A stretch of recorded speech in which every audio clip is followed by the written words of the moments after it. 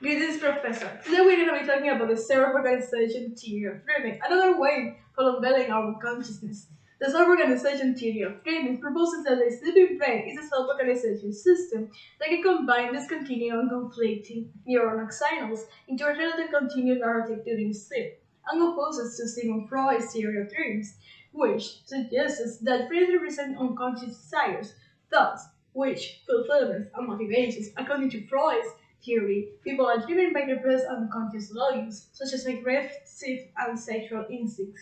Since my childhood, I was always a creative child, something that possibly led me to experience an overflowing of vivid dreams that still prevails today. I remember most of them. I think there were these scenes from a future movie directed by Dalí, filled with traces of reality mixed with the most poetic obvious. Therefore, the truth, disguised by those senseless erotic images that I was experiencing while dreaming, was always in my mind, as a remembrance of that real trickster that we call consciousness.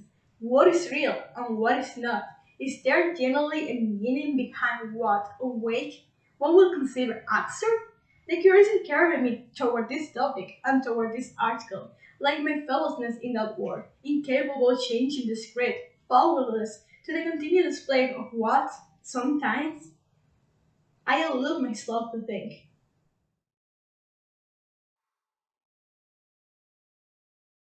The self-organization theory of dreaming, created by Kahn and Hobson in 1993, proposes that the sleeping brain is a self-organizing system that can combine different elements of a dream into a relatively continuous narrative. In this theory, aspects of your dreams are all independent puzzle pieces, and your brain can actually form a somewhat understandable picture.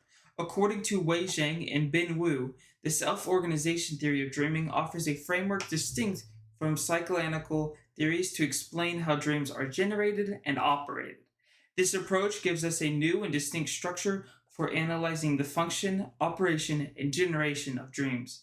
It proposes the cruciality of the dreamer's physical and mental state during sleep and criticizes the Freudian mechanisms obscuring the latent dream. In contrast, it theorizes about the absence of hidden meaning or symbols in dreams, pointing out that these are not more than the product of components of our memory assembling as a moderately coherent story, where emotions work together as playwrights controlling and guiding dream elements. Therefore, the self organization theory does not support the Freudian character of importance and content of the latent dream, giving it the primary concern of the manifest dream. The theory also analyzes how the materials of a dream work within the body stimuli. Freud's sources of dreams include stimuli from the external world, subjective experiences, organic stimuli within the body, and mental activities during sleep. While in contrast, organization theory of dreaming aims for the memory consolidation, emotion regulation, and reception of external stimuli to explain the dream content, pointing out that even though the differences in methods both imply to the importance of dreams content to understand the patient's psyche. Hence, it endorses the application in the manifest dream content, indicating that the state of it as a whole dream, giving it a therapeutic and direct alternative to resolve the patient's problems without a darker meaning. Let's talk about the impact of the theory. The interpretation of dreams, though it's commonly used in psychotherapy and common practices of many therapists, it still doesn't have like a very recognized approach other than or procedure other than the Freudian approach, which in common day has become less favorable due to the broad aspects of what an interpretation could or could not be. Moreover, studies prove that work on dreams actually has a positive patient outcome, which means it helps us to sort our internal what we're feeling, our mental state, our physical state, whatever it may be. The sleep REM sleep cycle is actually a very highly active brain activity time, so it kind of gives us a possible approach as to how to study what exactly is going on internally when we're sleeping and what's going on whether we be conscious or unconscious. So it can prove to be beneficial to the psychology field, and it shows to be another practical use of a therapeutic technique. I always wonder about the meaning of my dreams, since it is a daily experience for me.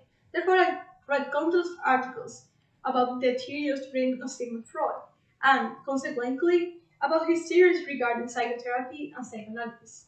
The meaning of every strange concept my mind will unveil to me in the darkest of nights, and sometimes confront essence of my consciousness. Therefore, as I read more about this topic, I started to question these ways. How was it possible to discover the meaning of my dreams only to a critical analysis of sensual symbols? Why would these symbols represent a shared meaning between strangers? Why those clear concepts, notions, or ideas in my dreams would be chosen as meaningless? This theory offered me another way to analyze these questions, a new approach for my daily wonders in this topic, helping me to have a better understanding of my unconsciousness and my mental health.